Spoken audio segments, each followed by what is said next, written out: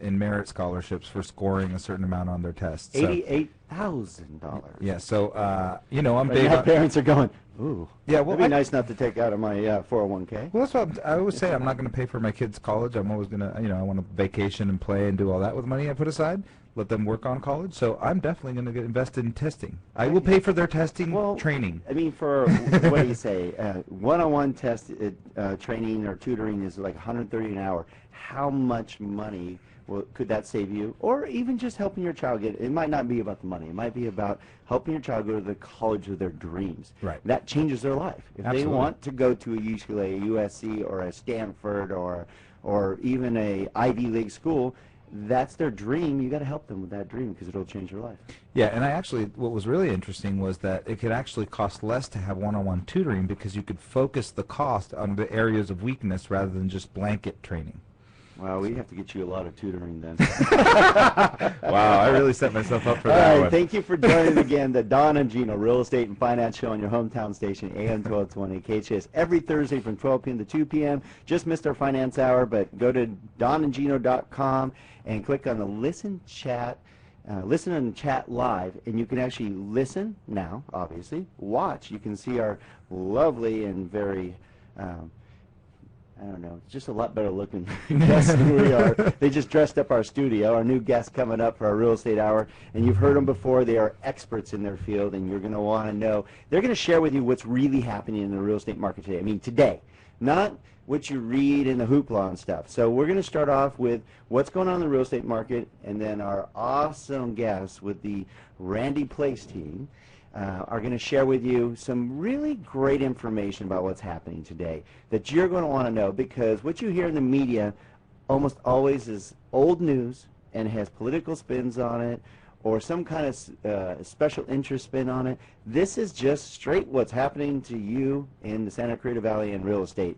And I love listening to Randy and Liz. They're going to share some great information. So let's start off with what's going on in the real estate market today, and we have some great information about foreclosures. Yeah. Is that that's an oxymoron, huh? I Great know. information but we do. Because it's better news. Yeah, it continues to improve month over month over month. Now, 17 months straight. 17 months straight, is that the number? 17 months straight. We've had less foreclosures for 17 months straight. That's a heck of every month's gotten less and less foreclosure. That's a heck of a streak, almost like the Kings home game winning streak. Ooh, I like that. We have Kings fans in the house. Because I know Randy's a big Kings fan, too. All right. So that's good news. We've already 17 straight months.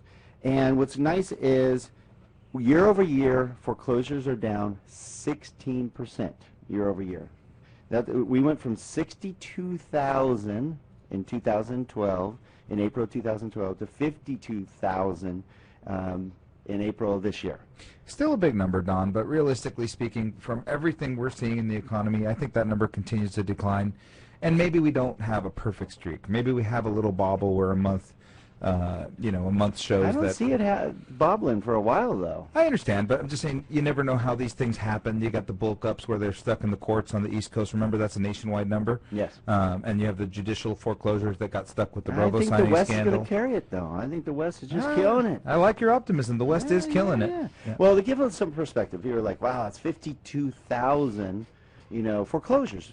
But we're not without foreclosure on a regular basis. Just, Right. on average, during the boom time, we're talking 2000, 2006, we still had 21,000 foreclosures a month on a regular basis. So at this rate of decline, if we can maintain this rate of decline, there will be a normal foreclosure market in less than 3 years. Yeah, there's people that lose jobs, overbuy, overspend, have to move. Die. Wow. Hey, it's true. Yes, it's true. One of the numbers that, if you look at, one of the big numbers for foreclosure is reverse mortgages. Yes. And that's something that's inevitable. So reality is that that's always a number that's going to be there based in our base foreclosure. So we want to keep improving these numbers so don't die. That's our message for the day. Yeah. Okay, and we'll just give you these numbers to put things in perspective. Believe it or not, since our financial crisis started, which they're stating is September 2008. I think it started a little early. late. I think it's a little late to dinner, as usual, with the media. But 4.4 million foreclosures, though. That's Wow, quite a few foreclosures. That's a big number. And you know what? We felt it. We did feel it. No. Yeah. I mean, it was reality. Ladies and gentlemen, master of the obvious. Mr. Gino Fronti. No, I mean, it's one of those things where it was just I had a conversation a couple days ago about what a tremendous impact this had on our nation. And we were talking a little bit about this earlier, that Ben Bernanke was able to kind of sweep it under the rug with his monetary policy, and it worked. Yes. Okay, I mean, it's not perfect, it's not rosy, but it's a lot better. Oh, it's a lot better. I mean, okay, believe it or not, 6 states year over year have 40% less foreclosures. 40%.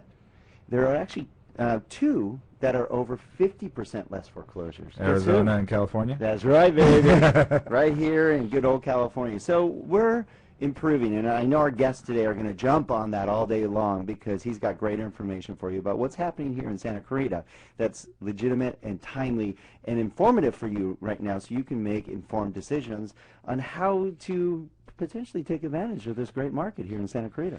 So let's talk about one more thing real quick that may affect this great market, and we'll talk a little bit more about it, but rising interest rates, Don. No, I can't. I'm not talking about that. You're not going to talk about that? No. That's where we're going to tee that up for our guest because he's gonna ride that horse right into the sunset. 'Cause he's got great information. I already talked to Randy about this, and he's informed. Actually, it's perfect because we know that it's happening.